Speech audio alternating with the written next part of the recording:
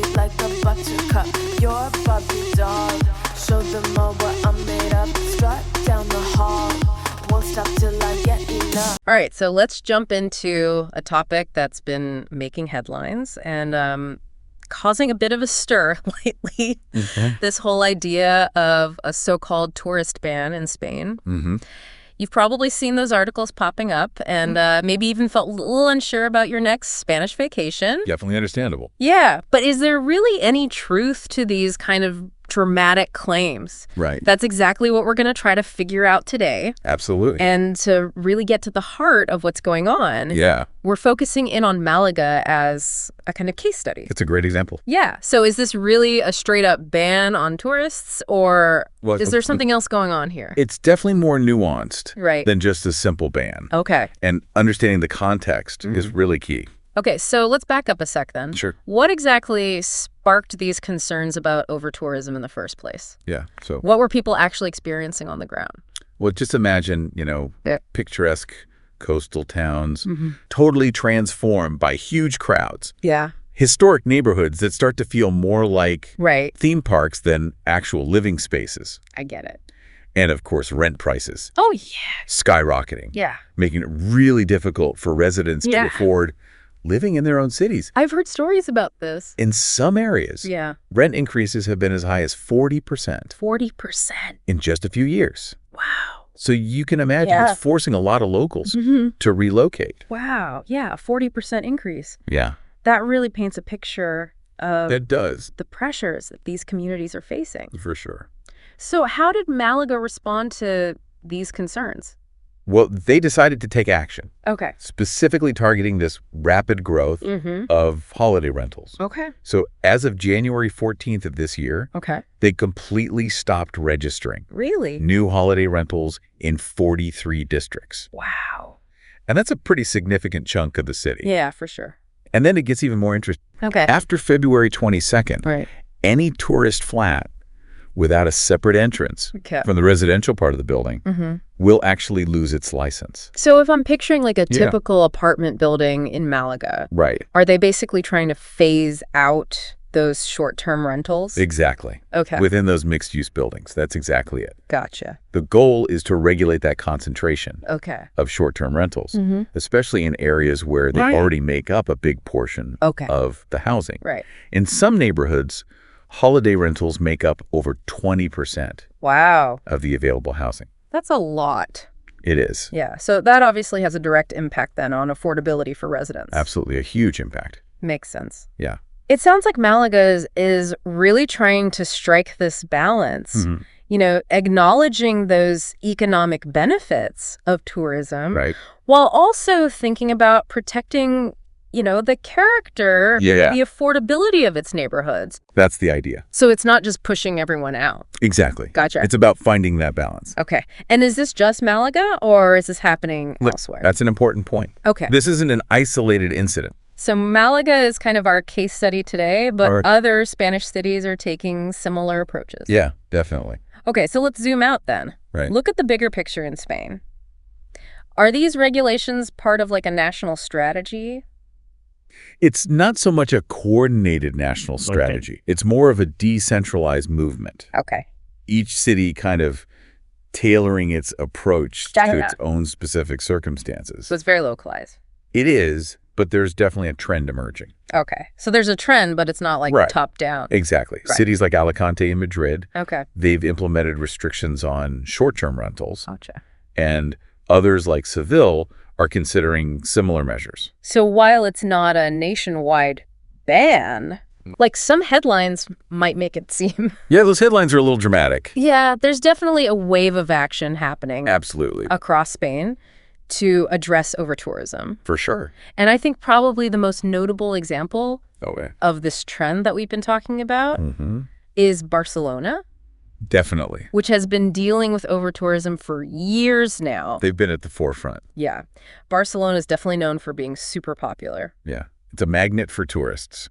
With tourists, so what have they done? Well, they've adopted a much stricter approach Okay. than other cities. Yeah. They haven't issued any new tourist flat licenses Wow. since 2014. Really? And their goal ultimately is to eliminate all existing tourist flat licenses by 2028. So they're not issuing new ones, and they're gonna Yeah, they're actively reducing get rid of. the number of legal short-term rentals. Wow, that's a bold move. It is. It sounds like they're really taking like a long-term view. Prioritizing the well-being of their residents and the sustainability of their tourism industry. That's the idea. And their actions are really a reflection of this growing global awareness of the need for responsible tourism. This obviously raises a lot of questions. It does. Especially for our listeners who might be planning a trip to Spain. Of course. So let's get down to the practicalities. Sure. You know, if these regulations are in place, what does it actually mean for tourists visiting Malaga or other Spanish cities? That's a great question, and one we'll unpack thoroughly in just a bit. But first, I think it's worth highlighting a detail from our research that really sheds further light on Spain's overall approach. Okay, I'm intrigued. Yeah. What detail are we talking about? So last year, Spain's Interior Ministry, they introduced this new requirement for tourists. Okay. Now, when you register like a car for hire or you check into a hotel, you have to provide more personal information Oh, really? than before. Like, what kind of information are we talking about here? Yeah, so it goes beyond just the usual, name, passport number, contact details. Right. They're now asking for things like your home address. Oh, wow. Bank card details. Okay. Even information about, like, your family relationships. Okay. I can see how that might raise some eyebrows. Yeah. What's the reasoning behind that?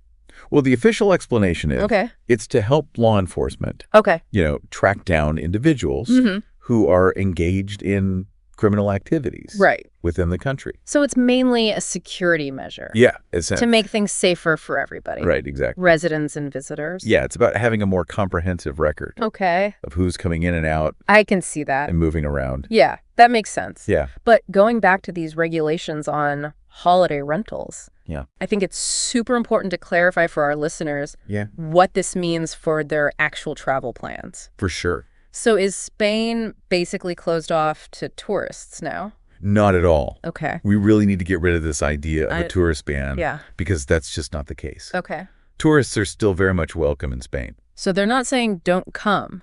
No, not at all. Okay. These regulations are not about keeping tourists out. Got it. It's about managing the impact of tourism on those local communities. So if I'm understanding this right, it's more about regulating a specific type of accommodation, these short-term rentals, rather than saying, like, we just want fewer tourists overall. Exactly. You got it. Okay. It's not about the tourists themselves. Gotcha. It's about the type of accommodation. That's a really important distinction. It is, yeah. Because it's not about discouraging tourism. Right. It's about making sure that tourism is sustainable. Absolutely. And benefits everyone involved. It's about finding that balance. Right. And I think this brings us to a broader point. Yeah, for sure. This whole thing that's happening in Spain, this is a reflection of this global trend. Absolutely. Towards more responsible and sustainable tourism. It's a conversation happening everywhere. Yeah. And that's a key takeaway for our listeners. Sure. This isn't just a Spain thing. Right. This is something that's happening all over the world. It is, yeah. As different destinations are trying to figure out how to balance these economic benefits with taking care of their communities. Absolutely. You hit the nail on the head. And it makes me wonder, what does responsible tourism actually look like? That's the big question. Yeah, beyond just choosing, different types of places to stay. Yeah. How can travelers be more mindful? It's about moving beyond that mindset.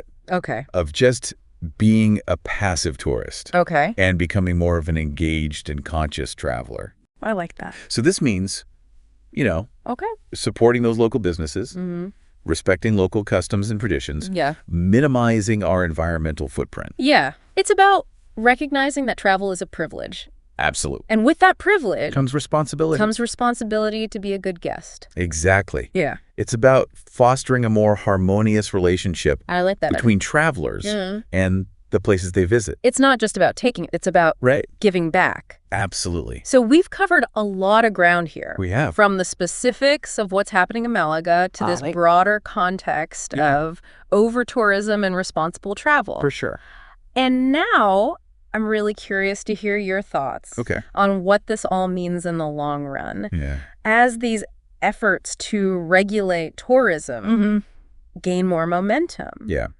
Do you think it'll fundamentally change It's certainly possible. the way we travel in the future? I think what's happening in Spain could be a sign of things to come. Okay. We might see a shift away from this mass tourism model towards something more distributed and sustainable. So what would that look like practically? So what would that look like practically? Yeah, what would that look like? Well, imagine destinations. You know, putting in stricter limits on the number of visitors. Right. Maybe using like reservation systems. Yeah. Or dynamic pricing to manage those crowds. Okay. We could also see, you know, a big emphasis on promoting those lesser known places. Right. Encouraging people to travel during the off season. Yeah. That makes a lot of sense. Yeah. Spreading out the impact, both, you know, geographically. Geographically and over time. Yeah, and over time. Could really help. Could help take some of that pressure off. Yeah, exactly. Of the popular spots. And I think technology can play a big role. Yeah. In this whole shift too. How so? Like, imagine apps that give you real-time info. Okay. On crowd levels. Oh, that would be amazing. Or, you know, suggest alternative itineraries. Okay. To less visited areas. So it helps you kind of discover those hidden gems. Exactly. Yeah, that's super cool. It could really change the game. Yeah. For travelers who are looking for, you know, a more authentic and less crowded experience. Right, because sometimes you go somewhere and it's just so packed. Yeah, you could hardly move. You can't even enjoy it. Exactly. And it's not just about the travelers. Okay. It's about giving those local communities more control over tourism development. So they have a say in how it impacts their communities. And make sure that, you know, it aligns with their values. Well, yeah, I think that's so important. It is. Yeah. To have that local input. Because ultimately, they're the ones living there. Right. Yeah. So it sounds like we're maybe at the beginning of a pretty big change. I think so. In the way we think about and experience travel. It's an exciting opportunity to redefine what it means to be a traveler in the 21st century. So as we wrap up this deep dive, what's the one big thing you want our listeners? Yeah, I think the most important thing to remember is that responsible travel isn't just like a nice bonus anymore. Right. It's essential.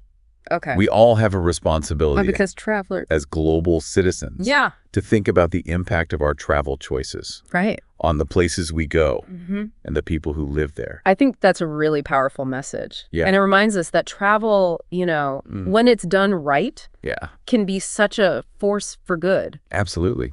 It can create connection. It connects us to the world. For all the amazing different places and cultures out there. Exactly. And as we go forward, you know, let's all try to be more conscious travelers. I love that. Contributing to a future where tourism is a force for good. Absolutely. Enriching both our own lives and the places we visit. That's beautifully said. Thanks. And on that note, we'll leave you with this thought. Right. As the world keeps getting more and more interconnected, how can we each use our travel experiences to create a more sustainable and equitable future? That's the question. For everyone. That's what we need to think about. Sound the alarm. I'm coming up. We'll have a ball. I'm sweet like a buttercup. You're a Barbie doll. Show them all what I'm